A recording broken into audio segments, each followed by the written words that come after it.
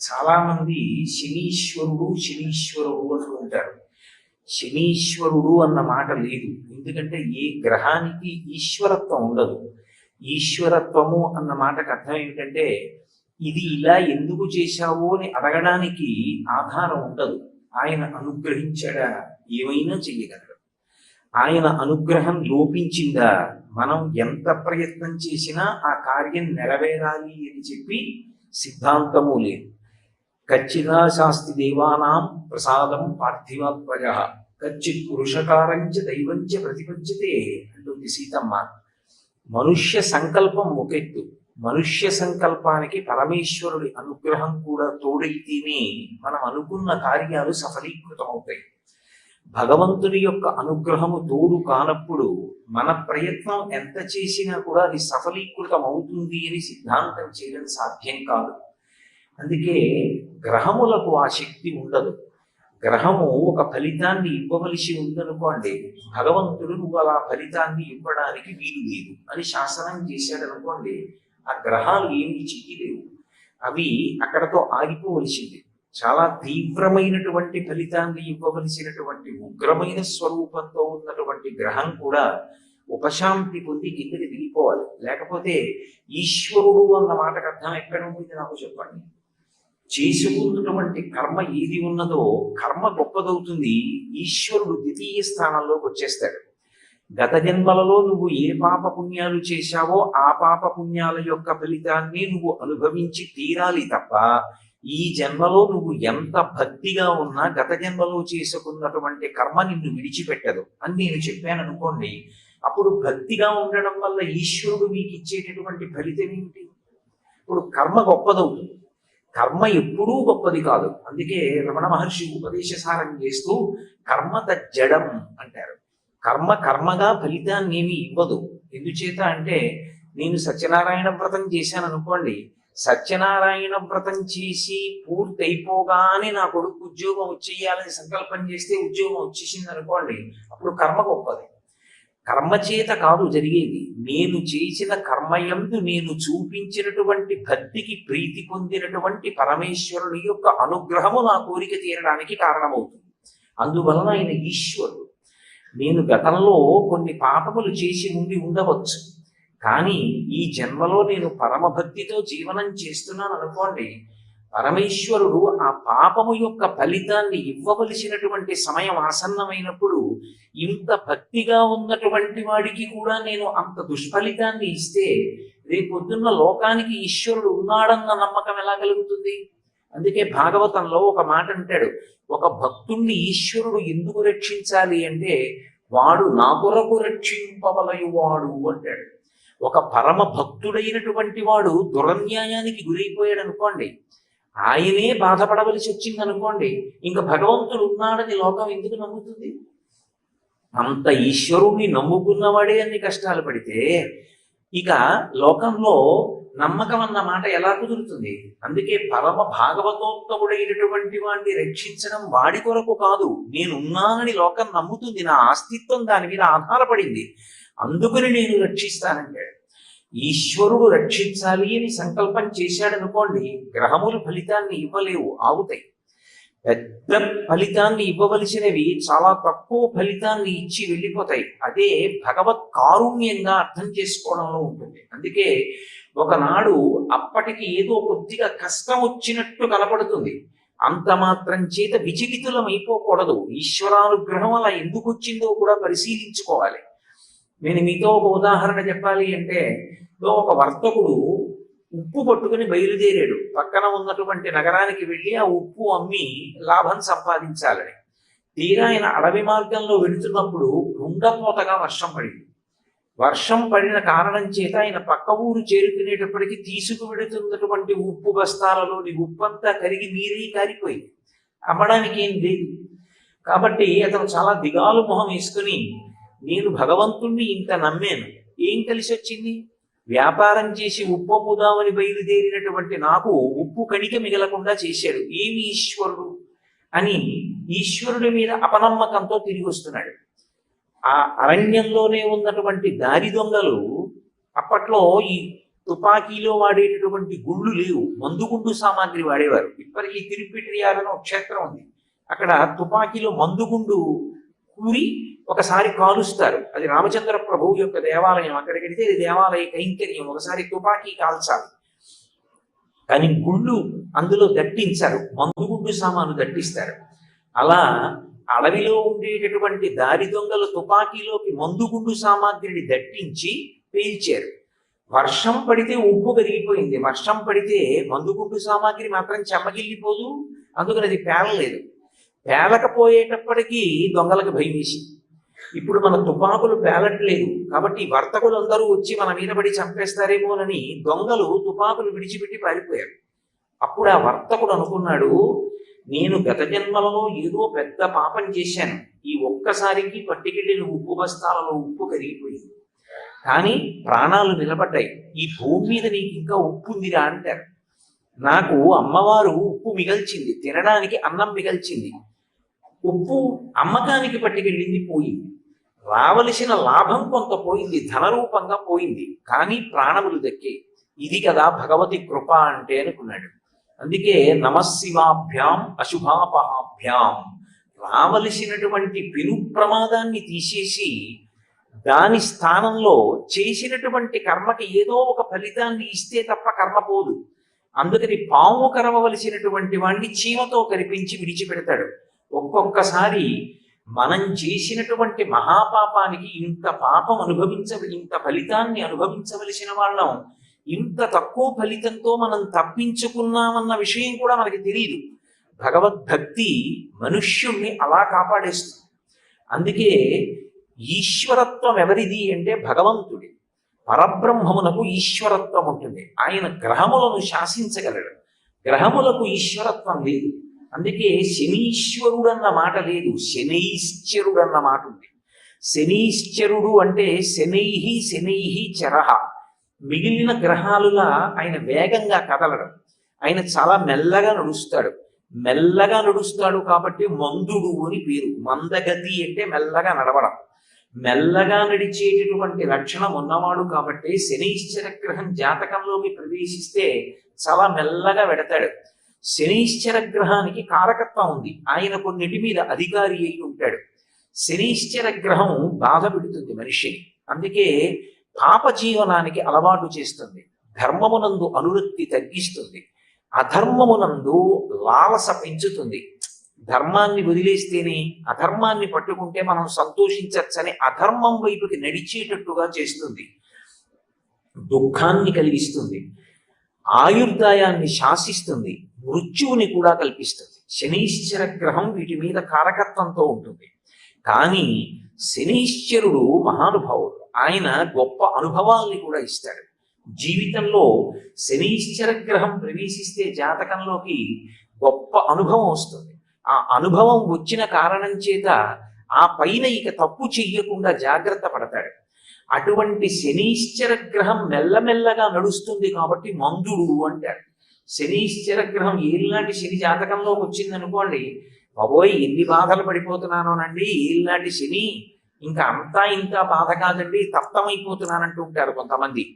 అది ఆ గ్రహం యొక్క కారకత్వం, అది ఆయన దోషం కాదు. మనం గత జన్మలో చేసుకున్నటువంటి పాపములను శనీశ్చర గ్రహం ఆ విధమైనటువంటి దుఃఖ రూపంలో పోగొట్టేస్తూ ఉంటాడు. శనీశ్చర గ్రహం ఎలా మెల్లమెల్లగా నడుస్తుందో అమ్మవారి యొక్క నడక, నడక అంటే పాదములను ఆశ్రయించి కదు ఉంటుంది, పాదములు కదిలితే నడక. అమ్మవారి నడక శనీశ్చర గ్రహంలా ఉంటుంది. అంటే మందగమన, లలితా సహస్రనామ స్తోత్రంలో వ్యాస భగవానుడు అమ్మవారి నడకని మరాళి మందగమన అంటాడు. ఆవిడ అంత అందంగా నడుస్తుంది. అమ్మవారు నడిస్తే హంస నడిచినట్టు ఉంటుందంటారు, ఏనుగు నడిచినట్టు ఉంటుందంటారు. గజగమనము అని ఏనుగు యొక్క నడక అంత అందంగా ఉంటుంది అని పద్మినీ జాతి స్త్రీల యొక్క నడకని ఏనుగు యొక్క నడకతో పోలుస్తారు.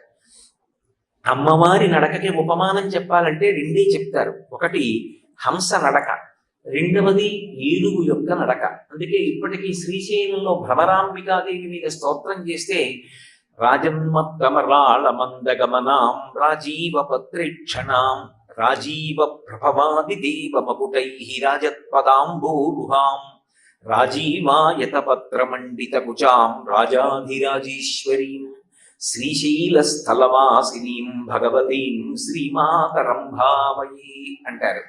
ఆ తల్లి మెల్లమెల్లగా ఎందుకు నడుస్తుందంటే ఆవిడ అడుగు తీసి అడుగు వేస్తుంటే దిక్పాలులు దేవతలు అందరూ కూడా తమ కిరీటములు నేలకి తగిలేటట్టుగా ఉంచి నమస్కరిస్తుంటారు రెండు వైపులా నిలబడి. ఆ కిరీటములలో పొదగబడినటువంటి మణుల యొక్క కాంతుల చేత ఆమె పాదములకు నీరాజనములు ఇవ్వబడుతూ ఉంటాయి. ఆ చిలికెత్తెలు చెప్తారట సౌందర్యలహరిలో శంకరాచార్యులు వారు చెప్తారు, అమ్మాది ఇంద్రుడి కిరీటం చాలా వైభవోపేతమైన వజ్రములతో కూడి ఉంటుంది. ఆ కిరీటం నీ పాదానికి తగులుతుందేమోనమ్మా, ఆ పాదం సొక్కిపోతుంది, మెల్లమెల్లగా నడంటారట. అందుకని రాజన్ మత్తమరాళ మందగమనాం, ఒక మదగజం ఎలా నడుస్తుందో అలా నడుస్తుంది. ఒకనకొకప్పుడు పరమశివుడు అమ్మవారి మీద ఒక శ్లోకం చెప్పవలసి వచ్చింది. శ్రీకాళహస్తి మాహాత్మ్యము అని చెప్పి దూర్జికి రచన చేశాడు. అందులో ఆ ఘట్టం వస్తుంది. అందులో పరమశివుడు పార్వతీదేవి మీద ఒక శ్లోకం చెప్పవలసి వస్తే, సింధుర రాజగమనార్థం ఇల్ల బంధము సహజ సుగంధం. సింధుర రాజగమన అంటే ఏనుగుల యొక్క రాజైనటువంటి మదగజము యొక్క నడక ఎలా ఉంటుందో అటువంటి నడక కలిగిన తల్లి.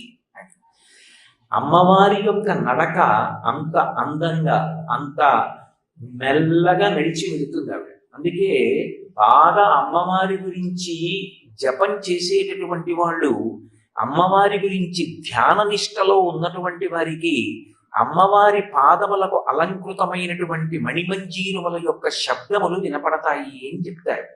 ఆవిడ నడిచి వెడుతున్నప్పుడు ఆవిడ పాదములకు అలంకృతమైనటువంటి మంజీరములు శబ్దం చేస్తాయి. ఆ శబ్దములను వాళ్ళు వింటూ ఉంటారట.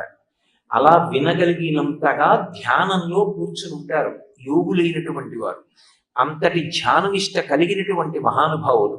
కాబట్టి అటువంటి మందమైన మెల్లనైనటువంటి నడక కలిగిన తల్లి. ఇప్పుడు ఆ తల్లి నడకలలో ఏముంది? శనీశ్చర గ్రహాన్ని పోలి ఉంటుంది ఆ నడక.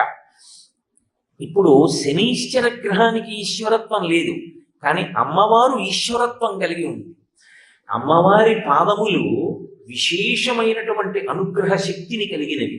అమ్మవారి పాదములకు ప్రతిరోజు ఈ శ్లోకంతో నమస్కారం చేశాడు అనుకోండి, ఒకసారి అమ్మవారు కదిలి వెళ్ళినటువంటి స్థితిని గమనించి మనసులో ధ్యానం చేశాడు అనుకోండి. అందుకే ముత్తుస్వామి దీక్షితారు వారు అమ్మవారి మీద కీర్తన చేశారు. చాలా మందికి ఆ కీర్తన పరిచయం ఉంటుంది, కంజదలాయతాక్షి కామాక్షి అని. ఆ కంజదలాయతాక్షి కామాక్షి అన్న కీర్తనలో కుంజర గమని అని నృత్యం చేస్తారు ఆ కీర్తనకి. అలా ఆ తల్లి నడక అంత అందంగా ఉంటుంది. కుంజర గమని అంటే ఏనుగు యొక్క నడక ఎలా ఉంటుందో అటువంటి నడక కలిగినటువంటి తల్లి. కాబట్టి ఇప్పుడు శనీశ్చర గ్రహం యొక్క నడక ఎలా ఉంటుందో, ఎంత మందంగా ఉంటుందో అంత మందంగా అంత మెల్లగా నడిచేటటువంటి స్వభావము కలిగినటువంటి అమ్మవారు. కాబట్టి గతౌ మందో గంగాధర మహిషి కామాక్షి భజతాం. అమ్మవారి దగ్గర ఒక ప్రధాన లక్షణం ఉంటుంది, ఆమె మహాపతివ్రత. ఆమె తనంత తానుగా ఎంత శక్తివంతురాలు కానివ్వండి, మీరు కేవలం ఆవిడ గురించి స్తోత్రం చేస్తే ఆవిడ చిన్నపుచ్చుకుంటుంది. నన్ను స్తోత్రం చేస్తున్నారు ఎవరు? నా భర్తని కదా స్తోత్రం చేయాలి. ఆమె మహాపతివ్రత, తన భర్తని స్తుతి చేస్తే సంతోషిస్తుంది. అందుకే గంగాధర మహిషి, గంగని ధరించినటువంటి పరమశివుని యొక్క ఇల్లాలు అనేటప్పటికీ ఆవిడికి సంతృప్తి. కామాక్షి భజతాం, అటువంటి కామాక్షిని నేను భజించుచున్నాను. తమకేతుర్మాత, తమస్సు అంటే చీకటి, చీకటిని పోగొట్టగలిగినటువంటి పాదములు కలిగినటువంటి తల్లి. చీకటి అంటే పాపము అని ఒక అర్థం, దోషము అని, రాత్రి అని, పాపము అని, ఇన్ని అర్థాలు ఉంటాయి. తమకేతు అంటే పాపములను పోగొట్టగలిగినటువంటి పాదయుగళి కలిగినటువంటి తల్లి. అమ్మవారి పాదములకు ఎవడు నమస్కరిస్తాడో అటువంటి వాడి యొక్క పాపములన్నీ కూడా పటాపంచలైపోతాయి. ఆ తల్లి పాపమును తీయగలదు. పాపము అన్న మాటని మీరు కొంచెం జాగ్రత్తగా అర్థం చేసుకోవాలి. లేకపోతే అయిందానికి కాందానికి అర్థం లేకుండా పాపము అన్న మాట అన్వయం చేసుకుంటే జీవితంలో అక్కర్లేని పిరికితనం అలవాటైపోతుంది. మనం ఏమి చెయ్యాలి ఏమి చెయ్యకూడదు విహిత కర్మ ఏది, నిషిద్ధ కర్మ ఏది, ధర్మము అంటే ఏది అని చెప్పడానికి అధికారము కలిగినటువంటిది వేదం ఒక్కటే. ఏది వేదం చెప్తుందో అదే ధర్మం తప్ప ధర్మం చెప్పడానికి ఇతరులకు అధికారం ఉండదు. ధర్మం మాట్లాడేది వేదం ఒక్కటే మాట్లాడుతుంది. వేదంలో చెప్పిన దాన్ని స్మృతి చెప్తుంది, స్మృతి చెప్పిన దాన్ని పురాణం చెప్తుంది, పురాణం చెప్పింది కూడా ఒకవేళ మనకి తెలియకపోతే శిష్టాచారం, ఊళ్ళో ఉన్న పెద్దల యొక్క నడవడి, అది కూడా తెలియకపోతే అంతరాత్మ ప్రబోధం. ఈ 5 ప్రమాణ వాక్కులై ఉంటాయి. అందులో శృతి వేదం ప్రధానం. ఆ వేదము ధర్మాన్ని చెప్తుంది. చెప్పినప్పుడు విహిత కర్మ అని ఉంటుందంటే ఇది నువ్వు చెయ్యి. అది చెయ్యడంలో ఈశ్వరుడు సాధ్యమైనంత అవకాశాన్ని కల్పిస్తాడు తప్ప చాలా కష్టపడి చేసేటట్టుగా ఎప్పుడూ ఆయన ఏర్పాటు పెట్టాడు. ప్రతిరోజు స్నానం చెయ్యి, స్నానం చెయ్యి అంటే మజ్జనం చెయ్యి అని అర్థం. అంటే తల మునిగేటట్టుగా స్నానం చెయ్యాలి. ప్రవహిస్తున్నటువంటి జలం దగ్గరికి వెళ్ళి మునగాలి. ఒకవేళ అలా వెళ్ళలేకపోతే, అందుకే ఎప్పుడు ఎడ తెగక పారు ఏరుంది జుడున్ చప్పడి నయూరముండుము చప్పడికు నట్టి ఊరు చేరకు సుమతి అని చిన్నప్పుడు ఏరుకున్న ఊళ్ళో ఉండండి అంటారు స్నానం చేయొచ్చని. ఒకవేళ ఏరు లేదు, ఉన్నా వెళ్ళడానికి అవకాశం లేదు, ఏం చేయాలి అంటే కనీసం నూతిలో నీళ్లు తీసుకుని తల మించి పోసుకోవాలి. నుయ్యి కూడా లేదు, ఏం చేయాలి, పప్పులో నీళ్లు తీసి తల మించి పోసుకోవాలి. తల నుంచి పోసుకోవడానికి అనారోగ్యంగా ఉంది, ఏం చేయాలి, కంఠం దగ్గర నుంచి పోసుకోవాలి. కంఠం దగ్గర నుంచి పోసుకోవడానికి కూడా వీలు లేదు, జ్వరంగా ఉంది, ఏం చేయాలి, మొల దగ్గర నుంచి పోసుకోవాలి. అక్కడి నుంచి కూడా వీలు లేదు, మంచం నుంచి లేవలేకపోతున్నాను, ఏం చేయాలి, కనీసం కాళ్ళు కడుక్కోవాలి. అది కూడా చేయలేను, ఏం చేయాలి, విభూతి చల్లుకోవాలి. అది కూడా చేయలేను, ఏం చేయాలి, కొడుకు ఉండాలని కోరుకునేది అందుకు. కొడుకు కాస్త విభూతి చల్లి ఈయన సంధ్యావందనం ఆయన చేస్తే సరిపోతుంది. కాబట్టి ఇప్పుడు సాధ్యమైనంత వరకు ధర్మం నడవడానికే పరమేశ్వరుడు అవకాశం కల్పిస్తాడు. అంతే తప్ప కఠిన హృదయంతో నువ్వు ధర్మాచరణ చెయ్యలేవు అన్న స్థితిని కల్పించడానికి ఈశ్వరుడు ఎప్పుడూ తలుపులు ముయ్యడు. ఇప్పుడు ఏది ఈశ్వరుడు చెయ్యమన్నాడో అది చెయ్యకుండా ఉండడం, ఏది చెయ్యవద్దని చెప్పాడో అది చెయ్యడం, అది పాపం. ఇది చెయ్యవద్దు అని ఈశ్వరుడు అన్నాడు అనుకోండి, అదే చేసే ప్రయత్నం చేయడు, ఆ పని చేయడం, దానికి పాపమని పేరు. ఇప్పుడు పాపము పోవడము అంటే ఏదో కొన్ని చెయ్యకూడని పనులు చేయడం, గంగ దగ్గరికి వెళ్ళడం, స్నానం చేయడం, పాపాలు పోయి మళ్ళీ వచ్చి మొదలు పెట్టడం అని అర్థం చేసుకుంటే పొరపాటు. పాపము పోవుట అన్న మాటకు అర్థం ఏమిటంటే ధర్మమునందు అనురక్తి కలుగుట అని చెప్పాలి. మనసు మారి దీనివల్ల నాకు వచ్చే ప్రయోజనం ఏమిట్రా, నేను భగవంతుడు ఎలా చెప్పాడో అలాగే బ్రతుకుతాను, ఆయన వద్దన్న దాని జోలికి నేను వెళ్ళను అన్న పూనిక కలిగితే పాపమునందు అనురక్తి పోయింది అంటారు. కాబట్టి ఇప్పుడు పాపములను పోగొట్టగలిగినటువంటి శక్తి కలిగినటువంటి తల్లి ఆవిడ పాదములకు నమస్కరించినంత మాత్రం చేత అంత గొప్ప అనుగ్రహాన్ని వర్షిస్తుంది ఆవిడ. అటువంటి శక్తి కలిగినటువంటి తల్లి కనుక చీకటిని పోగొట్టగలిగిన పాదములు వాక్యంలో. ఆంతరమునందు తమహ అంటే రాహువు, రాహుగ్రహము అమ్మవారి పాదములను ఆశ్రయించి ఉన్నట్లే. ఎందుచేత అంటే రాహుగ్రహానికి కొంత కారకత్వం ఉంటుంది. రాహువు పాపమునందు అనురక్తి పెంచుతాడు.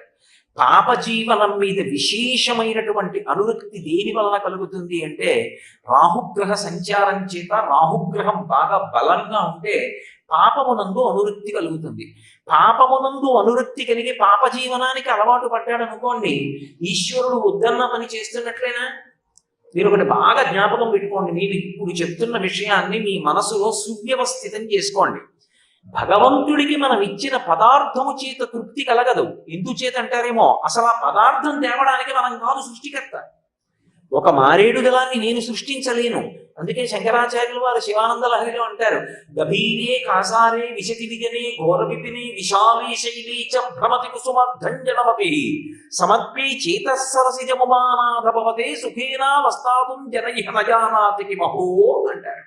ఎవడు తెమ్మన్నాడు రా నిన్ను అక్కర్లేనివన్నీ అంటే భక్తితో 2 పువ్వులు ఇయ్యొద్దని నేను అంటలేదు. మార్నింగ్ వాక్ అని పేరు పెట్టుకుని బయలుదేరి జేబులో ప్లాస్టిక్ కవర్ పెట్టుకుని అవతలవాడు కష్టపడి వేసుకున్నటువంటి పూల మొక్క వాడి గోడ నుంచి మొగ్గ వేసి పువ్వు పూస్తే నువ్వు కోసుకొచ్చి ఎత్తుకొచ్చిన దొంగ పూలతో పూజ చేయమని ఈశ్వరుడు చెప్పాడు నిన్ను. అందుకే ఉదయం నువ్వు నడక్కి బయలుదేరేది. వాడు కష్టపడి వేసుకున్న మొక్క వాడి పువ్వు వాడు అనుభవించకూడదు, నువ్వు ఎత్తుకొస్తావనే. అదే భక్తి అంటే. నువ్వు ఏం తెచ్చావు కాదు, ఎలా తెచ్చావు ఈశ్వరుడికి కావాలి. నువ్వు ఎలా తెచ్చావు చెప్పు. అందుకే శంకరులు అంటారు మా పురుధ ఎప్పుడూ కూడా మూఢజహీహి ధనాగమ తృష్ణ కురు సద్బుద్ధిం మనసి వితృష్ణ ఎల్లభసే నిజ కర్మోపాత్తం వితంతేన వినోదయ చిత్తం. నీకు ధార్మికంగా ఏమొచ్చిందో దానితో సంతోషంగా ఉండడం నేర్చుకో. సంతోషము డబ్బుతో లేదు, డబ్బు జీవితంలో ఒక భాగం అంతే, డబ్బే జీవితం మాత్రం కాదు. కానీ సంతోషంగా ఉండడానికి ఇంకా ఎన్నో కారణాలు ఉంటాయి జీవితంలో. సంతోషంగా ఉండడం అన్నది నీ ఎంత నువ్వుగా నేర్చుకో. ఈశ్వరుడు ఇచ్చిన దానితో తృప్తిగా ఉండడం అలవాటు చేసుకో. అలవాటు లేకుండా ఈశ్వరుడు వద్దన్న మార్గంలో బయలుదేరి ఆయన చెయ్యవద్దన్న పనులు చేసి ఆయన చెప్పని పనులన్నీ చేసి తీసుకొచ్చినటువంటి ద్రవ్యము చేత చేసినటువంటి పూజ ఈశ్వరుడికి సుకారము అంగీకారయోగ్యము కాదు. నువ్వు భక్తితో ఆయన చెప్పినట్టు బ్రతకడమే ధార్మికమైన జీవనము అని పేరు. ఆయన ఎలా చెప్పాడో అలా బ్రతుకుతున్నాడు, ఆయనే ధర్మాత్ముడు. ఈశ్వరుడు ఉన్నాడు, అందుకుని నమ్మి ఆయన చెప్పినట్టు బ్రతుకుతాడు, వాడే ఈశ్వరుడికి ప్రీతిపాత్రుడు. నా పెద్ద కొడుకు నాకు ప్రీతిపాత్రుడు అయినట్టు లౌకికమైన ఉపమానంలో. కాబట్టి ఇప్పుడు పాప జీవనమునకు రాహువు అలవాటు చేస్తాడు. పాప జీవనానికి అలవాటు పడితే రెండో కొడుకు మీద నాకు ఎట్లా వైముఖ్యం కలిగిందో భగవంతుడికి వైముఖ్యం కలుగుతుంది. వీడు నేను వద్దన్న పనులు చేస్తున్నాడు, ఇప్పుడు దాని చేత దూరం అయిపోయాడు అనుకోండి భగవంతుడికి, అసలు ఏ రక్షణ కావాలో ఆ రక్షణకి దూరం అయిపోతుంది.